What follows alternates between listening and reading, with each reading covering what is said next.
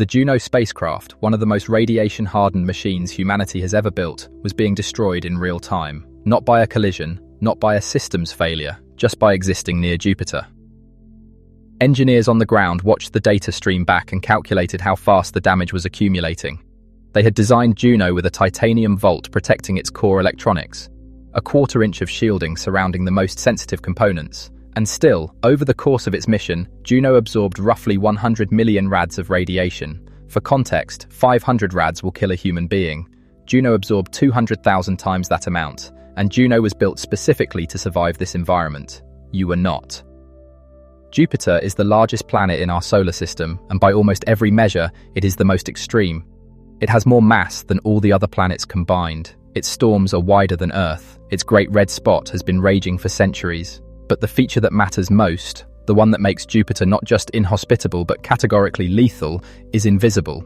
Jupiter generates a magnetic field roughly 20,000 times stronger than Earth's. That field traps charged particles from the solar wind and from Jupiter's own volcanic moon Io, which pumps out about a ton of material per second. Those particles get accelerated to enormous energies and funneled into radiation belts that extend millions of kilometers into space. Earth has radiation belts too, the Van Allen belts. Astronauts on the International Space Station occasionally pass through their edges. Those belts are manageable. Jupiter's belts are not the same thing in a bigger package. They are a fundamentally different phenomenon operating at a fundamentally different scale. The dream of exploring Jupiter is not new, and it is not irrational. Jupiter's moon Europa almost certainly has a liquid water ocean beneath its icy surface. An ocean that has existed for billions of years, kept warm by tidal forces, potentially harboring chemistry complex enough to matter. Ganymede, Jupiter's largest moon, has its own magnetic field and a subsurface ocean of its own. Callisto, Io, each moon is a world. Scientists believe the Jovian system may be one of the best places in the solar system to look for life beyond Earth. NASA has discussed crewed missions to the outer solar system. Science fiction has planted flags on Europa's ice for decades.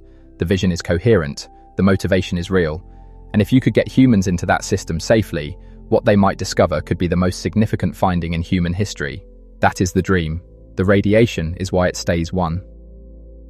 Jupiter's radiation belts are divided into two primary regions, and both of them would be fatal to an unshielded human in minutes.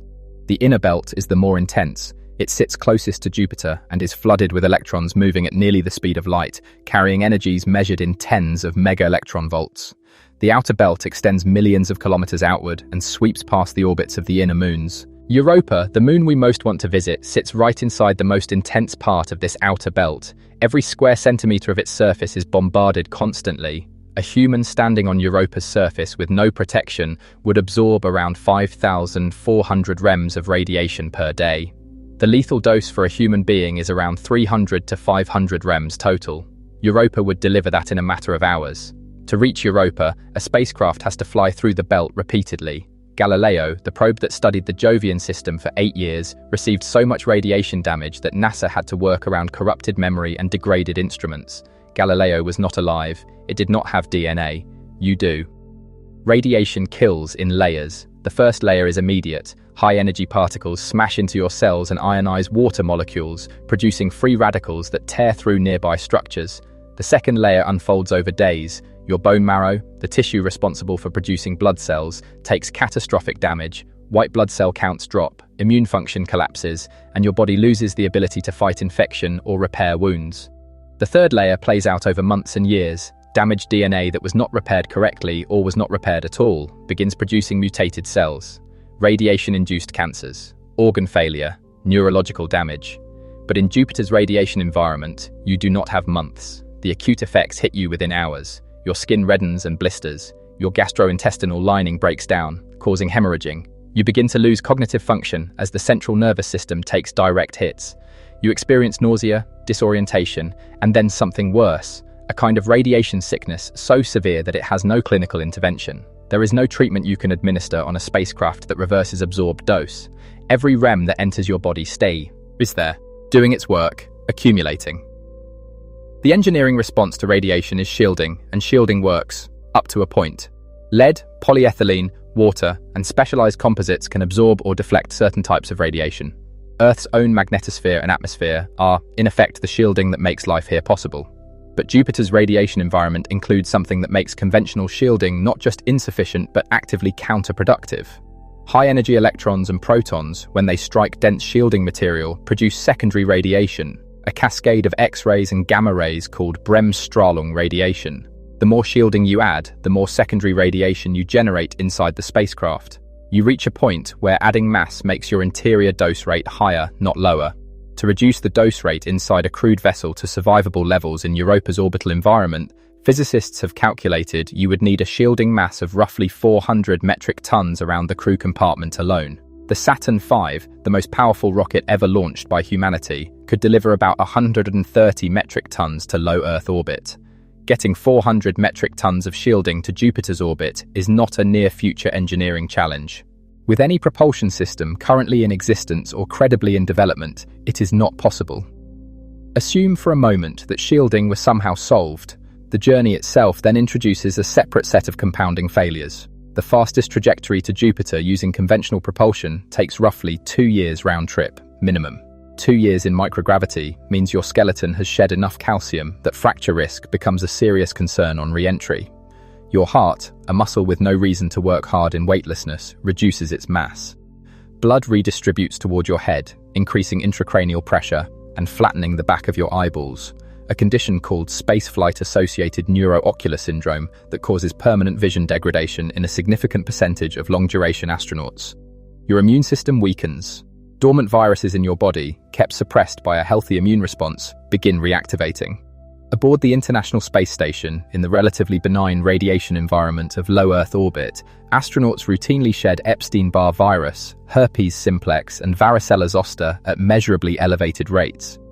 At Jupiter, with a compromised immune system and radiation actively damaging cells, those reactivation rates would be far worse, and all of this is happening simultaneously, with a communication delay to Earth of up to 52 minutes one way, no real-time medical consultation, no emergency rescue, no abort option that gets you home in less than months.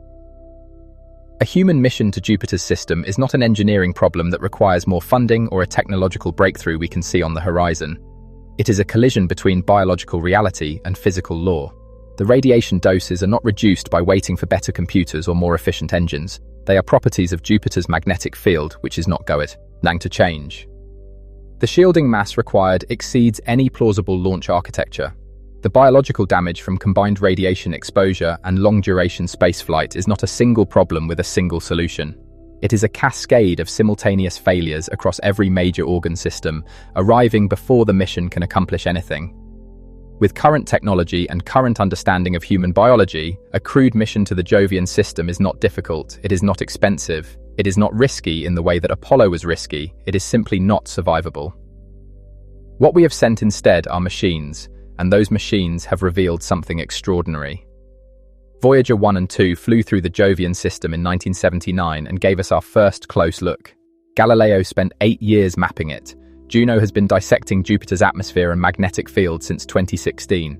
The Europa Clipper, launched in 2024, is on its way to perform dozens of flybys of Europa, sampling its thin atmosphere, mapping its surface, probing for that ocean beneath the ice. We are learning this system not with boots and hands, but with sensors and mathematics. And in a strange way, that is remarkable. That the human mind can extend itself across 600 million kilometers and come back with knowledge. We cannot go there. Our curiosity can. The universe is not hostile to us. It is simply indifferent, operating according to rules that predate life by billions of years. Jupiter's radiation belts did not form to keep us out. They are just physics, doing what physics does. We are the ones who looked up, wondered, and built machines delicate enough to measure what would kill us. That capacity to understand the thing that destroys you might be the most human thing we do,